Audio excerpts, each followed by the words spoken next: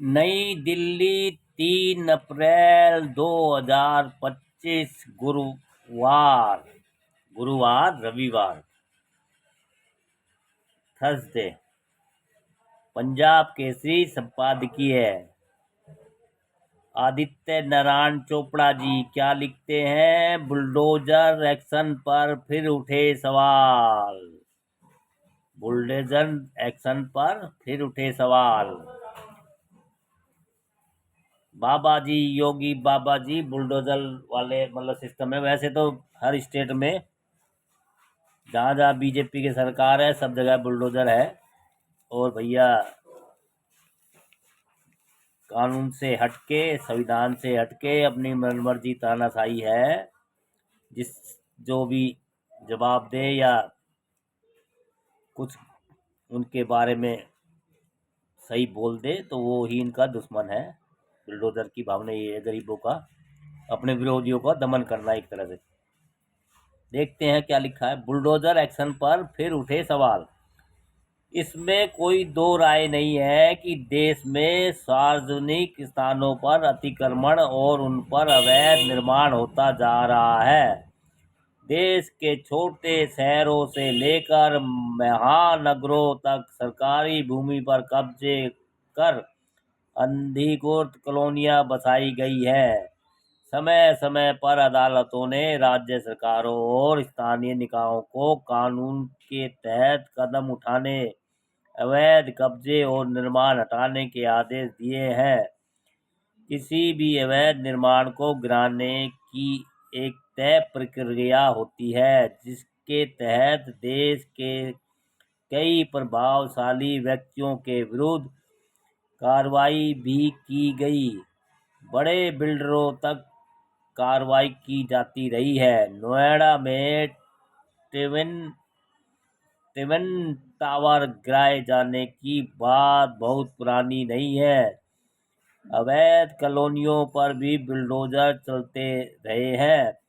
उत्तर प्रदेश में bulldozer action को लेकर पहले भी सवाल उठते रहे हैं। सुप्रीम कोर्ट ने बुलडोजर कार्रवाई को लेकर विशेष दिशा निर्देश भी जारी किए थे, लेकिन अफसरशाही बेलगाम होकर काम करती है। सुप्रीम कोर्ट ने बुलडोजर एक्शन को लेकर प्रयागराज विकास प्राधिकरण को कड़ी फटकार लगाते हुए उसकी कार्रवाई को असंवैधानिक बताया है।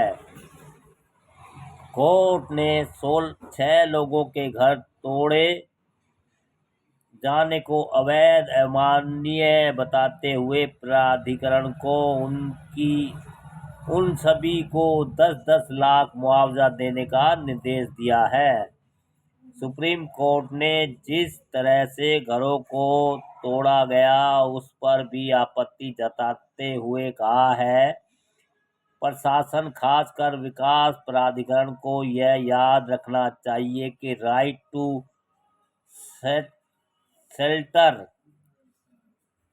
शेल्टर भी संविधान के अनुच्छेद 21 का एक अभिन्न अंग है। तोड़फोड़ की अवैध प्रक्रिया याचिकाकर्ता के संविधान अनुच्छेद 21 के तहत मिले अधिकारों का उल्लंघन करती है। इसे ध्यान में रखते हुए हम प्रयागराज विकास प्राधिकरण को सभी याचिकाकर्ता को 10-10 लाख देने का निर्देश देते हैं। याचिकाकर्ताओं का कहना था कि अधिकारियों ने देर रात नोटिस जारी करने के अगले दिन ही उनके घर तोड़ दिए। इससे उन्हें विरोध करने का मौका नहीं मिल पाया। वकीलों ने दावा किया कि सरकार ने जमीन को गलत तरीके से गैंगस्टर अतीक अहमद से जोड़ा था, जिसकी अप्रैल 2023 में हत्या हो गई थी। याचिकाकर्ता का कहना है कि घुसपैठिए नहीं थे बल्कि किराएदार थे जिन्होंने अपनी जमीन को फ्री होल्ड में बदलने की अर्जी दी थी। उनका कहना है कि हाई कोर्ट ने उनकी याचिका को बिना उन्हें जवाब देने का मौका दिए 15 सितंबर 2020 के एक बड़े पत्र के आधार पर खारिज कर दिया। यह मामला इलाहाबाद हाई कोर्ट पहुंचा था, जहां कोर्ट ने निर्माण को अवैध बताते हुए याचिका खारिज कर दी थी। कोर्ट ने कहा कि यह मामला प्रयागराज के नजूल प्लाट का है। उसे 1906 में लीज पर दिया गया था, जो कि 1996 में खत्म हो गई थी। इसके अलावा फ्री होल्ड की अर्जियां 2015 और 2019 में खारिज हो चुकी थी। सुप्रीम कोर्ट ने बुलडोजर एक्शन के दौरान प्रयागराज के वायरल हो रहे एक बच्चे की वीडियो को भी संज्ञान लिया। इस वीडियो ने न्यायाधीश की अंतरात्मा को झकझोर कर रख दिया। वायरल वीडियो में जब प्राधिकरण के अधिकारी घरों को गिराने पहुंचे, तब एक बच्ची अपनी जान की परवाह किए बिना घर में रखी अपनी किताबों को तोड़कर लाते हुए नजर आ रही है। यह दृश्य हर इंसान को झकझोर कर रख देता है। इस पर सुप्रीम कोर्ट ने अफसरों की कार्रवाई को पूरी तरह से असंवेदनशील करार दिया है। कोर्ट ने अपने फैसले में स्पष्ट लिखा है कि घर गिराए जाने से पहले 15 दिन का नोटिस देना अनिवार्य है। विडंबना यह भी है कि उत्तर प्रदेश की योगी सरकार ने पिछले कुछ वर्षों में बुलडोजर एक्शन को कानून व्यवस्था के पर्याय के तौर पर पेश किया। उससे सरकार पर दो सवाल खड़े हुए ही साथ यह संदेश भी गया कि देश में अल्पसंख्यक समुदाय को निशाना बनाया जा रहा है। ऐसे में जायज कार्रवाई भी संदेह के घेरे में आ गई।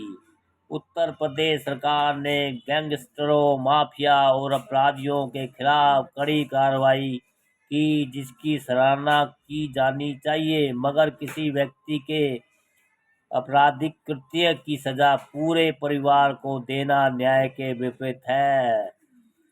पिछले वर्ष अक्टूबर में देश की सर्वोच्च न्यायालय ने अदालत में टिप्पणी की थी कि हम एक धर्मनिरपेक्ष देश हैं और यहाँ के आपराधिक कानून धर्म से प्रेरित नहीं हो सकते। अदालत ने यह स्पष्ट संकेत दिया था कि प्रशासन ने अवैध तोड़-फोड़ की कार्रवाई की तो पीड़ितों को संपत्ति वापस करनी होगी। ऐसे मामले में जिम्मेदारी तय करने की ठोस व्यवस्था होनी चाहिए।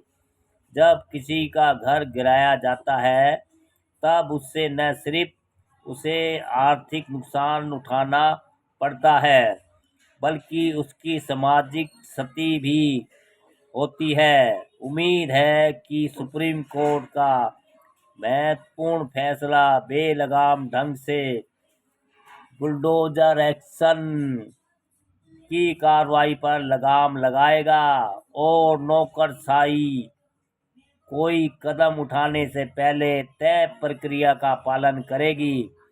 जो अन्य राज्य बुलडोजर एक्शन का अनुसरण करके अपनी सियासत को चमकाने में लगे हैं, उन्हें भी नैसर्गिक न्याय के सिद्धांत का पालन करना पड़ेगा। दोस्तों, बहुत बढ़िया लेख लिखा है। बुलडोजर एक्शन पर फिर उठे सवाल। हाँ।